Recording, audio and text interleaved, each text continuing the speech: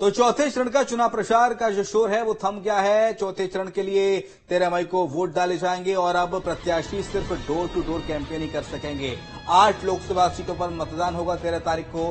राज्य चुनाव आयोग ने मतदान की तैयारी पूरी कर ली है और चौथे चरण में ही मध्य प्रदेश का जो मतदान है वो खत्म हो रहा है। 4 जून को लोकसभा चुनाव के नतीजे जारी किए जाएंगे। तो बड़ी खबर, बड़ा अपडेट इस वक्त आपको दे रहे हैं। चौथे चरण के लिए तैयारी पूरी कर ली गई है और ठीक 2 दिन बाद यानी कि परसों से चौथा चरण शुरू हो जाएगा और चुनाव प्रचार का जो शोर है वो मध्य प्रदेश में थम गया है। अब सिर्फ डोर टू डोर ही प्रचार कर सकेंगे प्रत्याशी नेता। जो रैलियां थी, रोड शो था, नुक्कड़ सभाएं थी, इस पर प्रतिबंध होगा। घर घर जाकर प्रत्याशी वोट मांग सकेंगे। और खबर पर ज्यादा अपडेट देंगे हमारे संवाददाता गौरव इस वक्त जुड़ गए हैं। गौरव, चौथे चरण के चुनाव प्रचार का शोर थम गया है।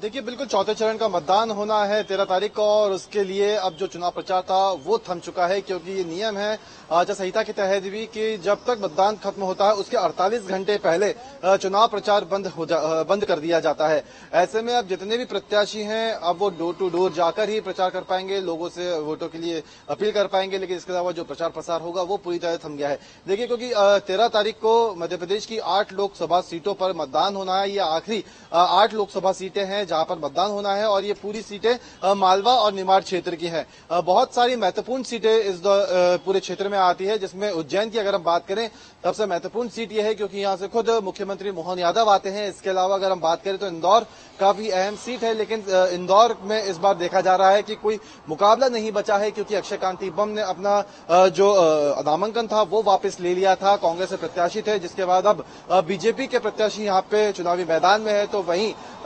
निर्दलीय चुनावी मैदान में है जिनकी संख्या करीब 14 है। इसके अलावा अगर हम देखें तो और भी महत्वपूर्ण सीटें हैं, जिसमें अगर हम रतलाम झाबुआ लोकसभा सीट की अगर बात करते हैं तो बहुत ही ज्यादा महत्वपूर्ण सीट ये हो जाती है और बहुत ही इंटरेस्टिंग इस बार यहाँ का मुकाबला है। क्योंकि देखिए, अगर हम रतलाम झाबुआ सीट की बात करें तो यहाँ पर कांतिलाल भूरिया जो है वो कांग्रेस से प्रत्याशी है, लेकिन इसके अलावा अगर हम देखें तो अनिता नागर चौहान जो है वो यहाँ से बीजेपी की प्रत्याशी है और कहीं ना कहीं यहाँ पे कांग्रेस अपने आप को बहुत ज्यादा मजबूत मान रही है और यही वजह भी रही है कि कांग्रेस ने यहाँ पर एक अच्छी खासी जनसभा भी यहाँ पे की थी। कांग्रेस तमाम नेता यहाँ पर पहुंचे हैं पिछले कुछ दिनों में, आज भी हमने एक बड़ी सभा यहाँ पे होती हुई देखी है। इसके अलावा खुद मुख्यमंत्री मोहन यादव भी आज रतलाम झाबुआ पहुंचे थे और साफ तौर पर कहा जा सकता है कि जितने भी तमाम क्षेत्र थे यहाँ पर आज कई सारे आयोजन भी हुए हैं, जिसमें खुद मुख्यमंत्री मोहन यादव भी पहुंचे। क्योंकि देखिए, चौथे चरण के चुनाव में हमने एक चीज देखी है कि बड़े स्टार प्रचारक इस बार चौथे चरण के चुनावी प्रचार में शामिल नहीं हुए,